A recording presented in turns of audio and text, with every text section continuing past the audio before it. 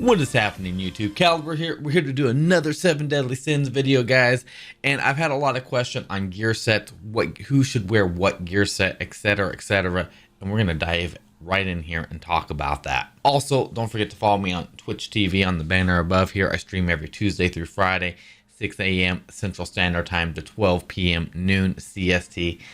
Looking forward to seeing you guys there. Also, Discord channel in the description below. You can hop over there and be part of the Discord community. We play lots of mobile games, Epic 7, 7 Deadly Sins, Ark Knights. We have a pretty huge community on a lot of different mobile games. So stop by and be a part of the community.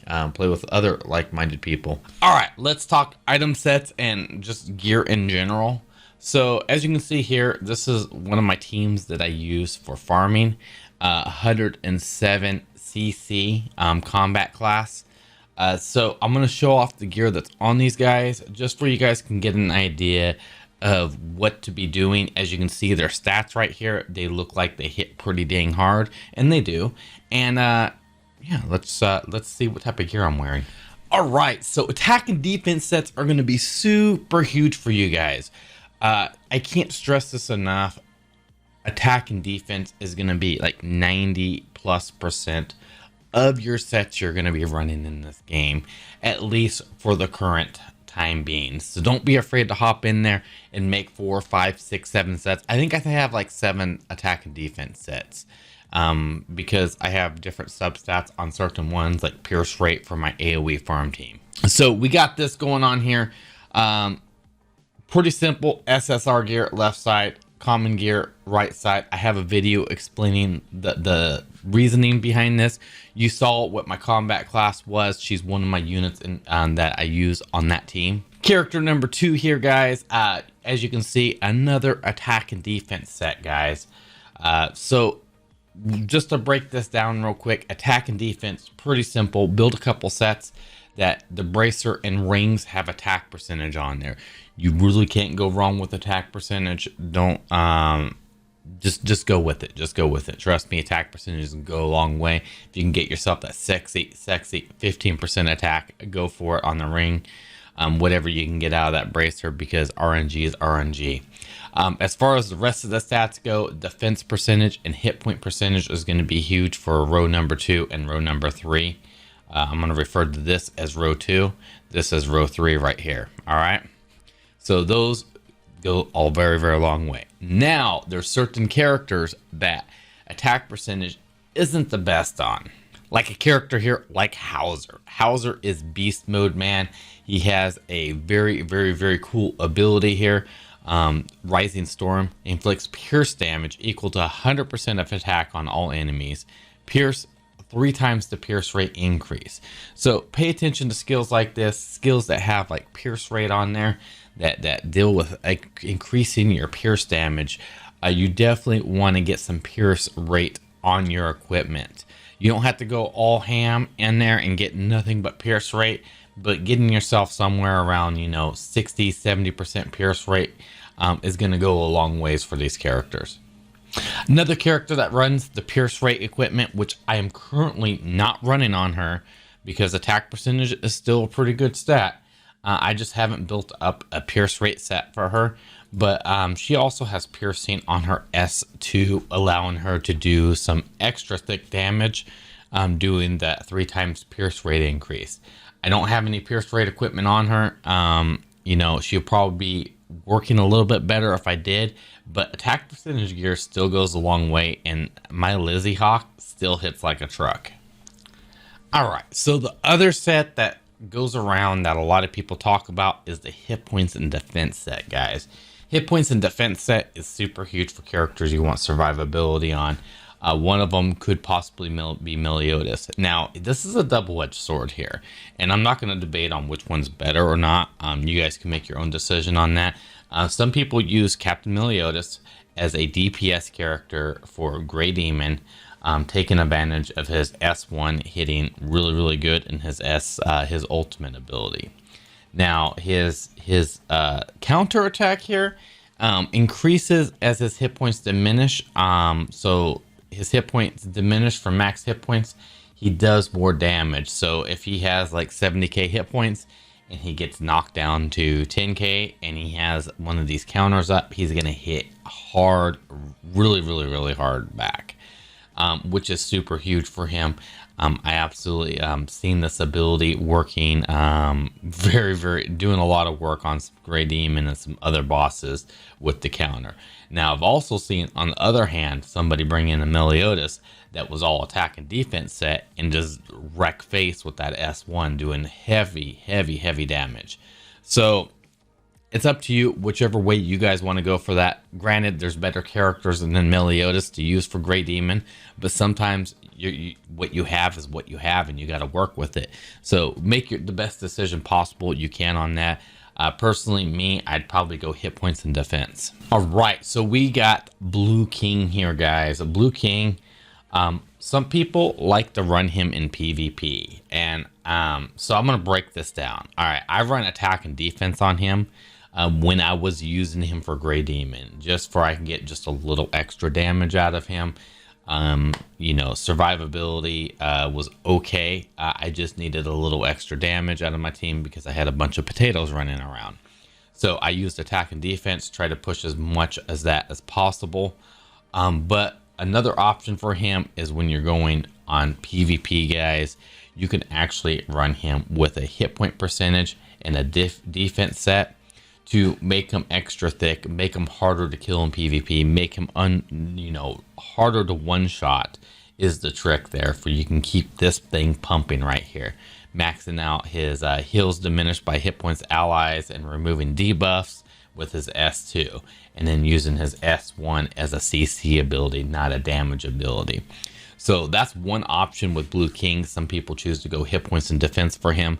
The way I look at it is, if you have a really good CC ability and not a whole lot of damage stacked on your other abilities, you might as well go for some nice thick hit points, especially for PvP, for survivability. Now, is it absolutely needed? That's a choice you'll have to make, but that's what some people are doing. I'm just giving you both options out there. Now, this is the point where we jump into a different set. So as you can tell, we've only talked about attack and defense sets stacking together, going for attack percentage on rings or pierce rate, depending on what type of team you're running. And then we also talked about the hit point and defense sets. We're going to talk about right here is the crit sets, guys.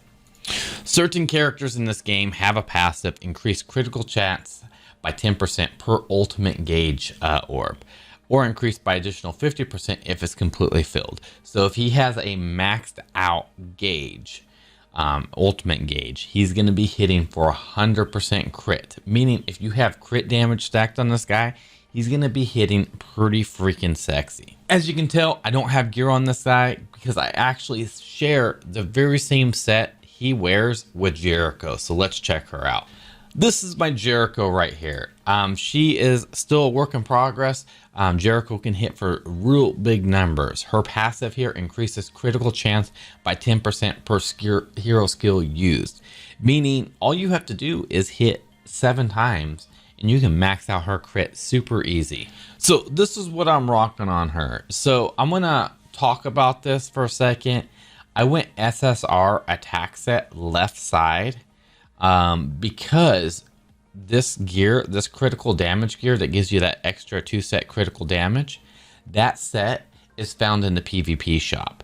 You could spend your PvP coins on SSR left side if you really wanted to, but there's really no point when you can turn around and save your hard-earned PvP coins and throw it on the right side.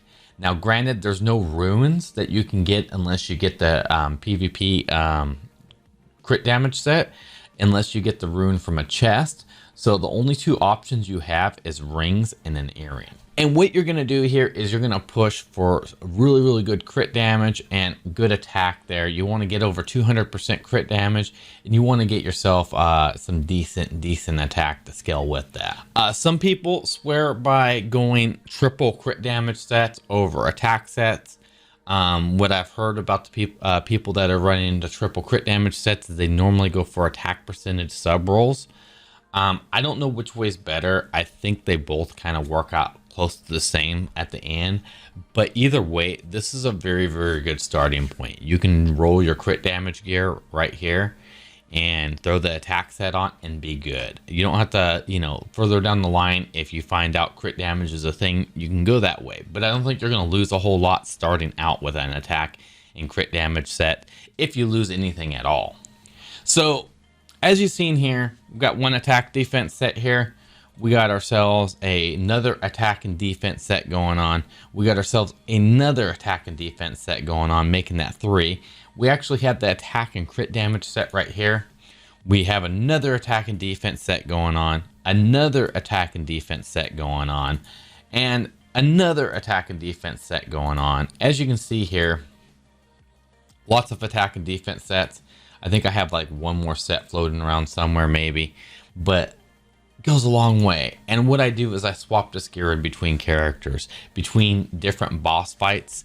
My gear will go from Jericho to Green King. Then some of my gear will shoot from, I think it's Gil Thunder, over to Princess Elizabeth here, since she does scale with an attack on her hills. And I just move the gear around that way and keeping all my characters geared up. And I know we've talked about this, but the importance of doing SSR gear left side and common gear right side is huge. I would definitely work on maxing out the right side, since it only costs gold for the most part. Getting the awakened materials is not that bad for doing your right side gear, and saving all the materials in the middle to push over into your left side gear to max it out. I will point out though, if you're going to be maxing out sets and stuff like that, make sure these are above the 75% mark. Somewhere around right here is where is good enough where, hey, I would roll with that. But you know what, if you're not, if you're just trying to fill in some pieces and get your team fleshed out, there's nothing wrong with going +5 and not awakening that piece. You can just hold on to that piece because it's not good enough, like this piece right here. This piece is something I will end up salvaging eventually. Once I hit that 75% mark, find another belt to replace it, and I don't have anybody else to throw this on for a filler piece, I will get rid of this piece and salvage it. But for the most part, I'm able to hit over 90k CC on a majority of my teams. Getting really close to being able to push 100k CC combat class with most of my teams. And as you saw with my gear, you kind of get an idea of how I've been working with that. Don't overthink it. The best advice I can give you, once you start overthinking it, it's just not good. Just go for attack percentage rolls on, you know, rings and bracers, hit point percentage on the runes and belts, and then whatever the middle gear is, earrings and necklaces. Go for just defense percentage. Keep it simple. Don't overthink it. And you're gonna go a long way in this game. The nice thing about worrying about just right side common gear is, if you ever choose to try to lifesteal set or something like that, it's real easy to bring up a piece like that. So just go simple for the time being. Just go attack, defense, and hit point percentage. If you got Hauser, you got Green Elizabeth, and you're building an AoE Pierce team, maybe add some Pierce stats to those characters to try to flesh them out a little bit more and get the most out of that piercing ability that they have. And I think that's going to wrap it up, guys. Thank you guys so much for watching this video. Hopefully this guide for equipment and what sets you should work helps you out. I know it seems a little bit complicated at first, but honestly, it's a pretty easy system. And what I've been doing has been working really well. And a lot of my community is doing the very same thing too.